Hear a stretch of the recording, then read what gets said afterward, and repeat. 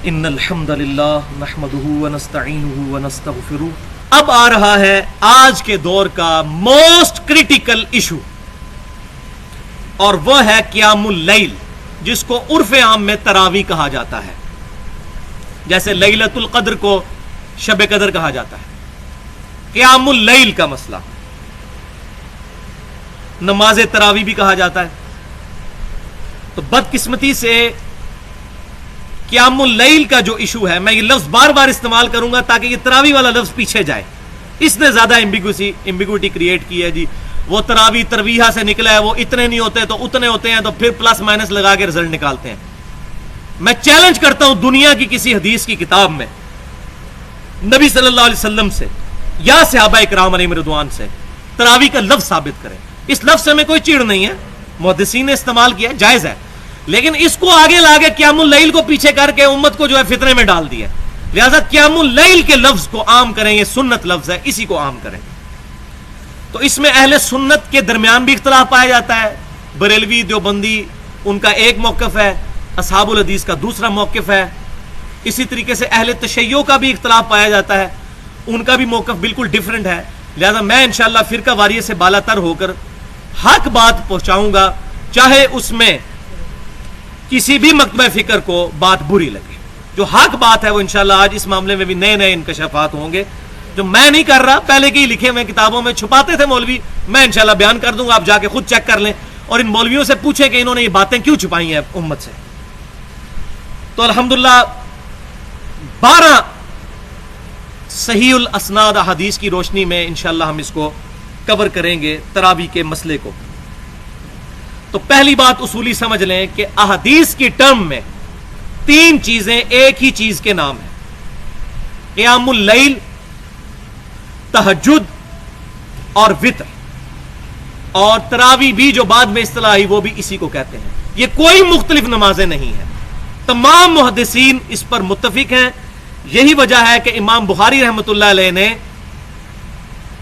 قیام رمضان میں جو چیپٹر باندھا ہے تراویح کا، قیام اللیل کا، اس میں جو احادیث لے کے آئے وہ تہجد کے چیپٹر میں بھی وہی احادیث لے کے آئے، یہی بتانے کے لیے کہ کوئی مختلف نمازیں نہیں ہیں، وہی وتر کی جگہ پہ بھی لے کے آئے۔ سورہ بنی اسرائیل کی آیت نمبر 79 میں اللہ تبارک و تعالیٰ نے نبی صلی اللہ علیہ وسلم پر تہجد کی نماز قیام اللیل کو فرض قرار دے دیا۔ بسم اللہ الرحمن الرحیم، وَمِنَ اللَّيْلِ فَتَہجد بِهِ، اور جب رات ہو تو تہجد اس کے ذریعے ادا کیجیے، قرآن کی تلاوت کریں، اس میں قرات فرمائیں۔ نافلۃ لک، اور یہ نفل خاص اے محبوب صلی اللہ علیہ وسلم آپ کے لیے، پوری امت کے لیے فرض نہیں ہے۔ عسیٰ ان یبعثک ربک مقاما محمودا، قریب ہے کہ اللہ تعالیٰ آپ کو اس مقام محمود پر، مقام شفاعت پر فائز فرما دے، جہاں ہر شخص آپ کی تعریف بیان کر رہا ہو۔ آپ تہجد پر استقامت قیام اللیل پر اختیار کریں۔ تو آپ صلی اللہ علیہ وسلم پر یہ نماز فرض تھی پورا سال، امت کے لیے پورا سال سنت ہے۔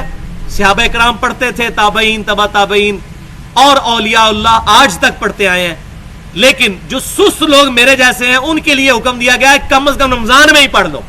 اب آپ کو یہ ساری گیم سمجھ آئی؟ قیام اللیل پورا سال ہی ہے، اسی کو تہجد، اسی کو وتر، اور رمضان میں اس کے لیے تراویح ڈسٹنگوش کرنے کے لیے محدثین میں اس طرح آ گئی۔ تو پورا چیپٹر ہے صحیح بخاری میں، 6 احادیث ہیں رمضان والے چیپٹر میں۔ اب یہ اسی چیپٹر سے میں حدیثیں بیان کر رہا ہوں، لہٰذا یہ جو پبلک کو دھوکہ دیتے ہیں نہیں نہیں نہیں یہ تو تہجد کی نماز الگ تھی، تراویح الگ تھی، قیام اللیل الگ تھا، تو یہ میں چیپٹر ہی وہ تراویح والا کھول رہا ہوں۔ صحیح بخاری میں 6 حدیثیں انٹرنیشنل نمبرنگ کے مطابق 2008 سے لے کے 2013 تک۔ پہلی حدیث صحیح بخاری اور مسلم کی متفق علیہ حدیث کہ ابو سلمہ بن عبد الرحمن رضی اللہ تعالیٰ عنہ نے سیدہ عائشہ سے پوچھا، اما جان یہ بتائیے کہ نبی صلی اللہ علیہ وسلم کی رمضان کی قیام اللیل کس طرح ہوا کرتی تھی، رات کی نماز رمضان میں، کیونکہ رمضان میں تو پرٹیکولر حکم ہے عبادت کرنے کا، رات کو جاگنے کا۔ تو سیدہ عائشہ رضی اللہ تعالیٰ عنہ نے کیٹیگوریکل مینشن کیا ایک ہی جملے میں کہ بیٹا رمضان ہو یا غیر رمضان، نبی صلی اللہ علیہ وسلم 11 रकतों से ज्यादा नहीं पढ़ा करते थे, रमजान हो या गैर रमजान। और ये इमाम बुखारी क़याम रमजान यानी तरावी वाले चैप्टर में लेके आए हैं, तहज्जुद में भी लेके आए इसी हदीस को, ताकि पता चले तहज्जुद, क़यामुल लैल, तरावी, वितर ये एक ही नमाज के नाम है। फिर सईदा आयशा कहती हैं कि नबी सल्लल्लाहु अलैहि वसल्लम 4 रकतें पढ़ते, उनकी खूबसूरती ना पूछो और उनकी लंबाई ना पूछो। फिर आप सल्लल्लाहु अलैहि वसल्लम 4 रकतें पढ़ते, उनकी खूबसूरती ना पूछो, उनकी लंबाई ना पूछो, कितनी लंबी होती थी वो। फिर आप सल्लल्लाहु अलैहि वसल्लम 3 रकत वितर अता फरमाया करते थे। ये कुल हुई 11 रकतें। अब यहां पर जो 4 रकतों का बयान हुआ, ये भी 2-2 करके हैं, वो अगली हदीस आ जाएगी बुखारी मुस्लिम की। 4 के बाद आप थोड़ा रेस्ट फरमा लिया करते थे। तो 4 रकतों से मुराद एक सलाम से 4 नहीं है, 2 सलाम से 4 है, 2 रकतें फिर 2 रकतें। इसी तरीके से जो वित्र है 3, वो भी 2 सलाम के साथ है। नबी सल्लल्लाहु अलैहि वसल्लम से 1 सलाम से 3 वित्र साबित नहीं। अमीरुल मोमिनीन सैयदना उमर फारूक रदियल्लाहु ताला अन्हु से अल मुसन्नफ इब्न अबी शैबा में सही सनद से साबित है कि उन्होंने 1 सलाम से 3 वित्र पढ़े। जायज है, इसको हम सही समझते हैं, क्योंकि आप रदियल्लाहु ताला अन्हु की सुन्नत है। नबी सल्लल्लाहु अलैहि वसल्लम के बारे में सही बुखारी मुस्लिम में मिलता है कि आप 3 वित्र भी 2 सलाम से पढ़ा करते थे, 2 पढ़ के सलाम फेर दिया करते थे, 1 को अलग पढ़ा करते थे। लिहाजा यहां 4 रकतों से मुराद 2-2 करके है, और वो है अगली हदीस सही बुखारी और मुस्लिम की मुत्तफ़क़ अलैह हदीस। अम्मा आयशा रदियल्लाहु ताला अन्हा कहती हैं कि नबी सल्लल्लाहु अलैहि वसल्लम इशा से लेकर फजर तक कभी भी 11 रकतों से ज्यादा नहीं पढ़ा करते थे। और दूसरी रिवायत में आता है 13 रकतें, और उसमें उन्होंने फजर की 2 सुन्नतें भी गिन ली। 11 रकतों से ज्यादा नहीं पढ़ा करते थे। फिर आप रदियल्लाहु ताला अन्हा ने फरमाया कि आप सल्लल्लाहु अलैहि वसल्लम 2 रकत पढ़ा करते, फिर 2 रकत पढ़ा करते, फिर 2 रकत पढ़ा करते, फिर 2 रकत पढ़ा करते। कितनी हो गई? 8। फिर 2 रकत पढ़ा करते, 10, और आखिर में 1 वितर पढ़ा करते। पूरी नमाज को ताक फरमा लिया करते, क्योंकि एक की वजह से पूरा ताक हो जाएगा, ऑड हो जाएगा। जबकि सही मुस्लिम के अल्फाज है कि आप सल्लल्लाहु अलैहि वसल्लम 2 रकत पढ़ते, फिर 2 रकत पढ़ते, फिर 2 रकत पढ़ते, फिर 2 रकत पढ़ते, यानी 4 रकत, 4 दफा 2-2 रकत, यानी 8 रकत। फिर आप सल्लल्लाहु अलैहि वसल्लम 3 वितर पढ़ते, और वो भी 2 रकत पढ़ के फिर 1 वितर को अलग से पढ़ते। लिहाजा 11 रकतें पढ़नी है, 10 क़यामुल लैल के नफल और 1 वितर, या 8 क़यामुल लैल के नफल और फिर 3 वितर, 2 अलग करके और 1 अलग करके। ये दोनों सूरतों में 11 रकतें हो गई। अल्हम्दुलिल्लाह। सही बुखारी और मुस्लिम की मुत्तफ़क़ अलैह हदीस है। तीसरी हदीस इब्न उमर रदियल्लाहु ताला अन्हु कहते हैं कि नबी सल्लल्लाहु अलैहि वसल्लम ने फरमाया, क़यामुल लैल, रात का क़याम 2-2 रखते हैं, 2-2 करके, और आखिर में 1 रकत पढ़ो, ये तुम्हारी पूरी नमाज को वितर कर देगी। आखिर में 1 वितर पढ़ो, पूरी नमाज को ताक कर देगी। अरबी जुबान में वितर कहते हैं ऑड को, ताक को। लिहाजा इससे भी ये बात साबित होगी, पूरी नमाज को वितर कर देगी, यानी वितर भी उसी नमाज का नाम है। तो 4 नाम हो गए, क़यामुल लैल, तहज्जुद और वित्र, और हमारे जो उर्फ़े आम में तरावी। चौथी हदीस भाइयों, ये जबरदस्त हदीस। नबी सल्लल्लाहु अलैहि वसल्लम ने फरमाया, क़यामुल लैल किया करो, ये तुमसे पहले सालिहीन की रविश है, ये तुम्हारे रब के कुर्ब का जरिया है, ये तुम्हारे गुनाहों के माफ होने का जरिया है, और ये तुम्हारे गुनाहों से बाज रहने का जरिया है। 4 बातें क़यामुल लैल किया करो, रमजान के अलावा भी, पूरे रमजान के अलावा भी पूरा साल, लेकिन कम से कम रमजान में करें। और वो है 5वीं हदीस, सही बुखारी और मुस्लिम की मुत्तफ़क़ अलैह हदीस है। नबी सल्लल्लाहु अलैहि वसल्लम ने फरमाया, जिस शख्स ने ईमान और एहतसाब के साथ, एहतसाब किसको कहेंगे? 3 चीजों का नाम, इखलास, सवाब और इस्लाह नफ्स। ईमान और एहतसाब के साथ रमजानुल मुबारक में क़यामुल लैल किया, अल्लाह ताला उसके पिछले सारे गुनाह माफ कर देगा। लेकिन वही सगीरा गुनाह माफ होंगे, कबीरा गुनाह जो है वो तौबा से ही माफ होते हैं। इसी पे मेरी ahlesunnatpak.com पर मसला नंबर 18 के नाम से तौबा और गुनाह कबीरा पर 45 मिनट की गुफ्तगू मौजूद है। 6ठी हदीस सही बुखारी और सही मुस्लिम की मुत्तफ़क़ अलैह हदीस है। सईदा आयशा कहती हैं रदियल्लाहु ताला अन्हा कि नबी सल्लल्लाहु अलैहि वसल्लम ने 3 दिन तक तरावी की नमाज, ये तरावी उर्फ़े आम में क़यामुल लैल है हदीस में, क़यामुल लैल की नमाज 3 दिन तक रमजानुल मुबारक में जमात के साथ पढ़ाई। चौथे दिन आप सल्लल्लाहु अलैहि वसल्लम घर से बाहर नहीं निकले, حالانکہ صحابہ اکرام کا ہجوم لگ گیا آپ صلی اللہ علیہ وسلم کے حجرے کے باہر. پھر آپ صلی اللہ علیہ وسلم فجر کے وقت نکلے. پھر آپ نے فجر کی نماز کے بعد حمد و صلاح کے بعد خطبہ ارشاد فرمایا اور فرمایا کہ تمہارا رات کو یہاں آنا مجھ سے مخفی نہیں تھا, مجھے پتا تھا تم میرا انتظار کر رہے ہو, لیکن مجھے خدشہ ہوا کہ یہ نماز تم پر کہیں فرض نہ کر دی جائے, اس لیے میں گھر سے باہر نہیں نکلا. میں نہیں چاہتا میری امت پر اس معاملے میں مشقت ہو. تو سیدہ عائشہ کہتی ہیں کہ پھر معاملہ اسی طرح ان اٹینڈنٹ رہا یہاں تک کہ نبی صلی اللہ علیہ وسلم دنیا سے تشریف لے گئے. یعنی صحابہ کرام علیہم رضوان پھر جماعت کے ساتھ اس طریقے سے اہتمام نہیں کرتے تھے. اور صحیح بخاری اور مسلم کی دوسری حدیث میں ساتھ یہ ہے کہ سیدنا ابو ہریرہ سے جو روایت ہے وہ کہتے ہیں پھر نبی صلی اللہ علیہ وسلم کے زمانے میں, سیدنا ابوبکر کے زمانے میں اور سیدنا عمر کے بھی شروع کے دور میں یہ معاملہ ان اٹینڈڈ رہا. لوگ اپنی اپنی طرح جو ہے قیام اللیل پڑھ لیا کرتے تھے, گھروں کو چلے جایا کرتے تھے, کچھ گھر میں پڑھ لیا کرتے تھے. پھر وہ ڈسیزن کا وقت آیا اور وہ ہے صحیح بخاری میں انٹرنیشنل نمبرنگ کے مطابق 2010 نمبر حدیث, وہ اسی چیپٹر میں قیام رمضان والے چیپٹر میں.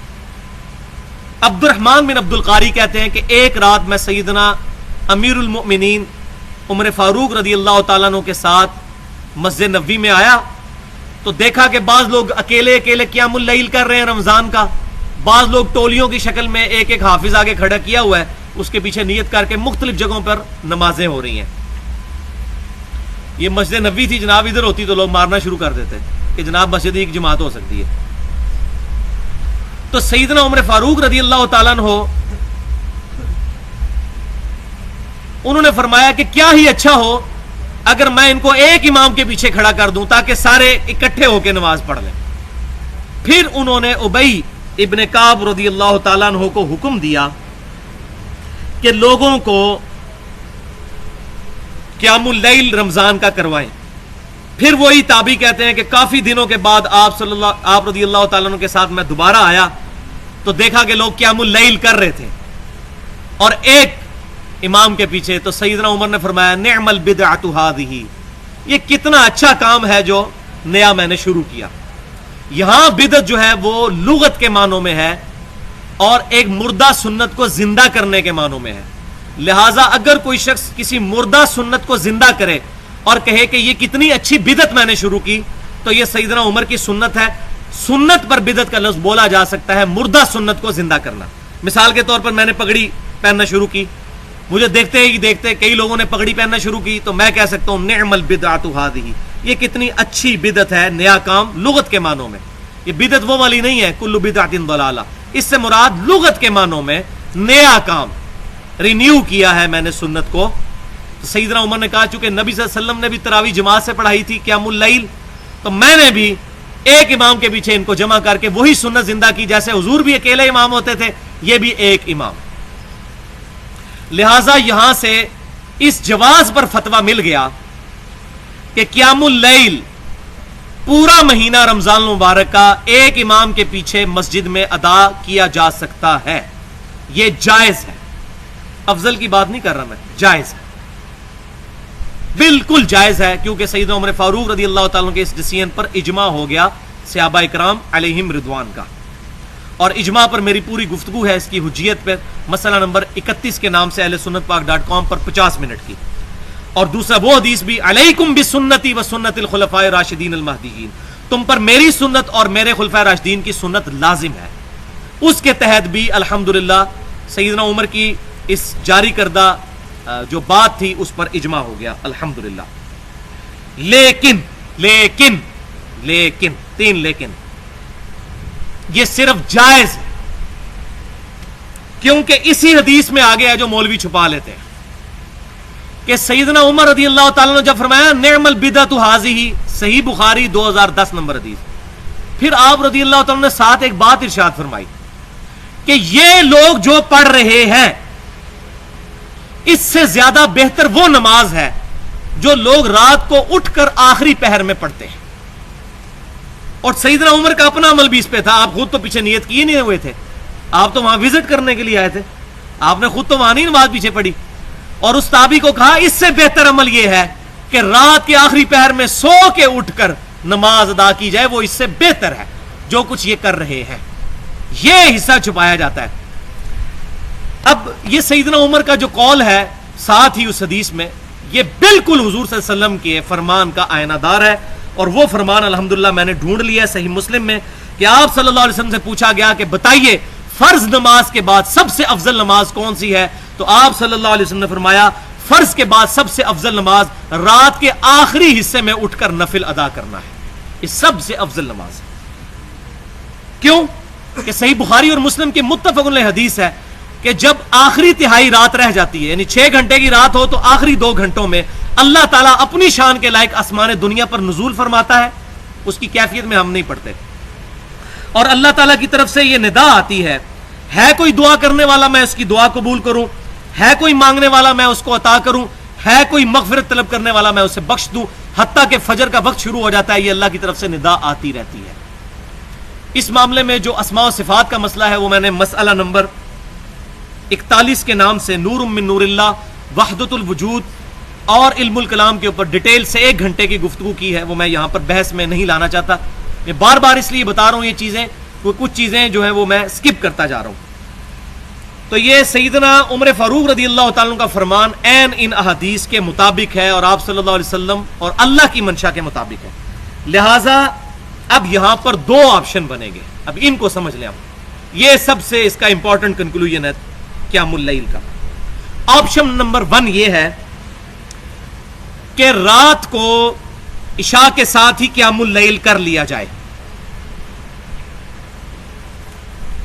اور اسی میں افضل یہ ہے کہ رات کے آخری پہر میں جماعت کے ساتھ قیام اللیل کیا جائے، جو ہمارے یہاں پر پاکستان کے اندر صرف اہل سنت میں سے اہل حدیث ہیں جنہوں نے الحمدللہ اس سنت کو زندہ رکھا، اور میں اس پہ ان کو اپریشیٹ کرتا ہوں۔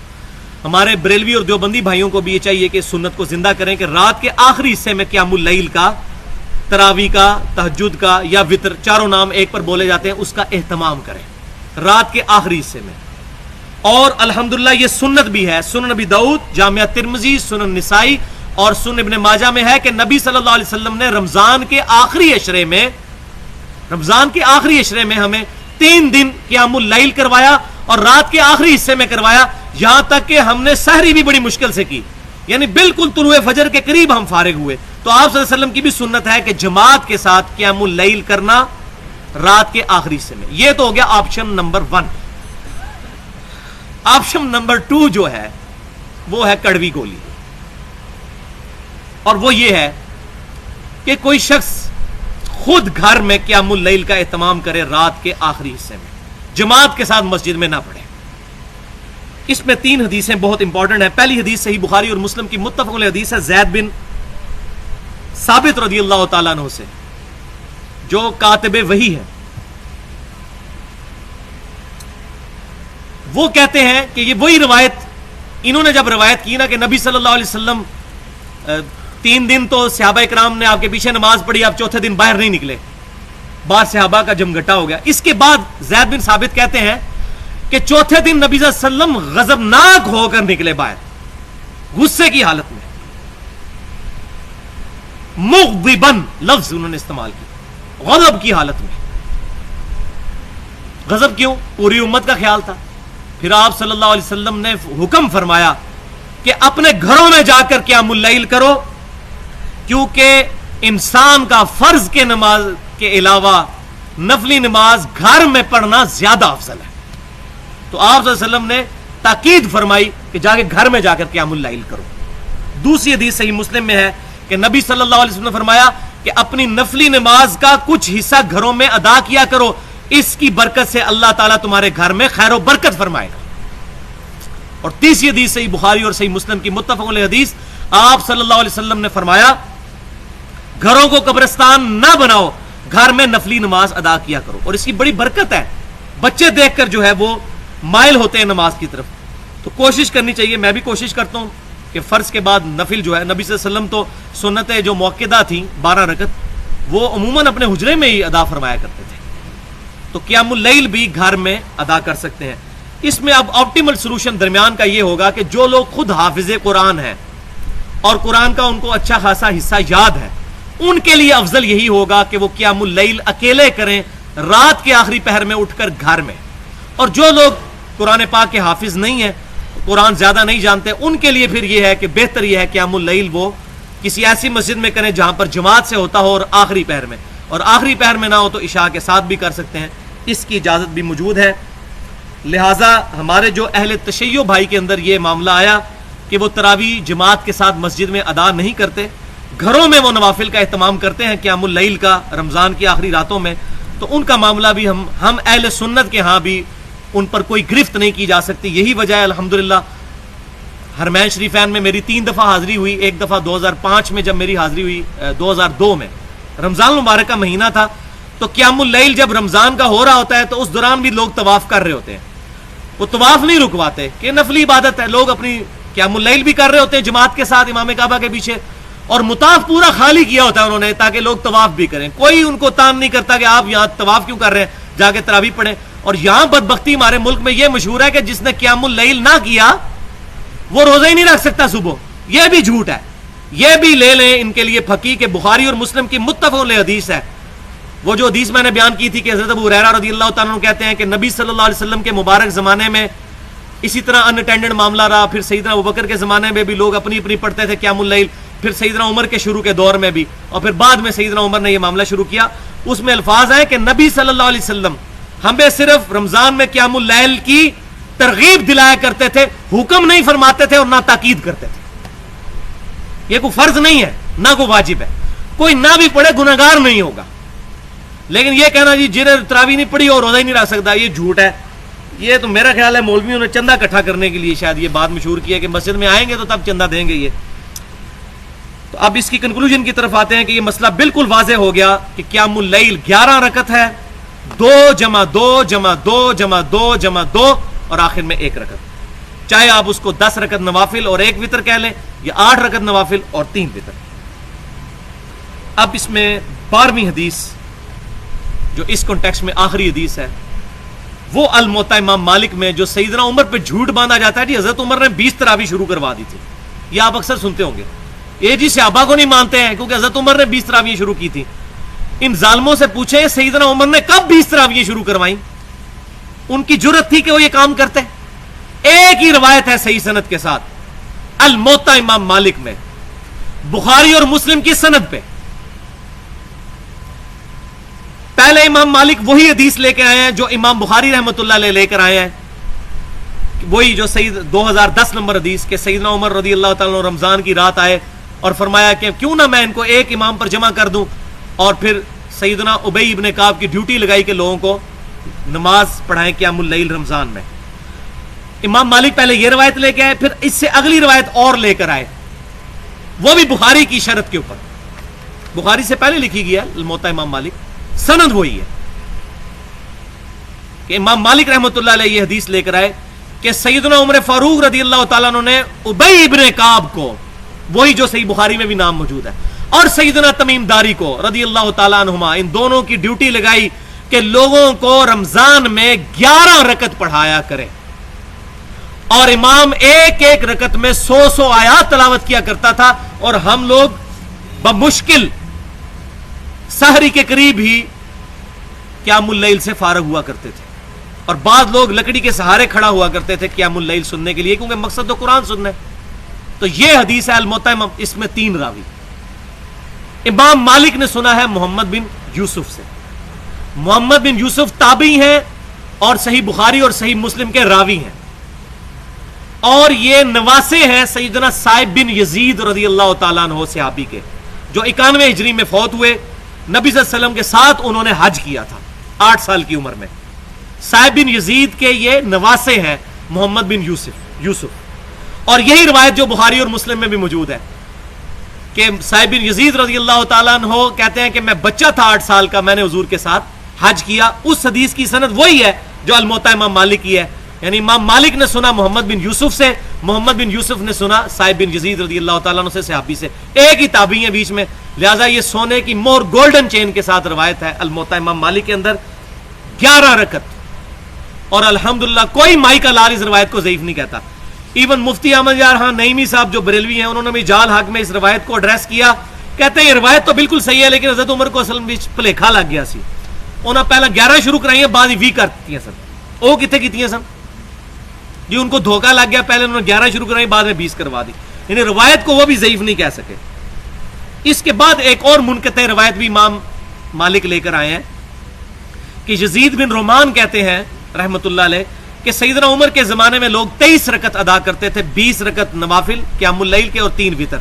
لیکن یزید بن رومان رحمت اللہ علیہ سیدنا عمر کے زمانے میں پیدا بھی نہیں ہوئے تھے. اصول محدثین پر یہ منقطع روایت ہے اور پکی ضعیف روایت ہے.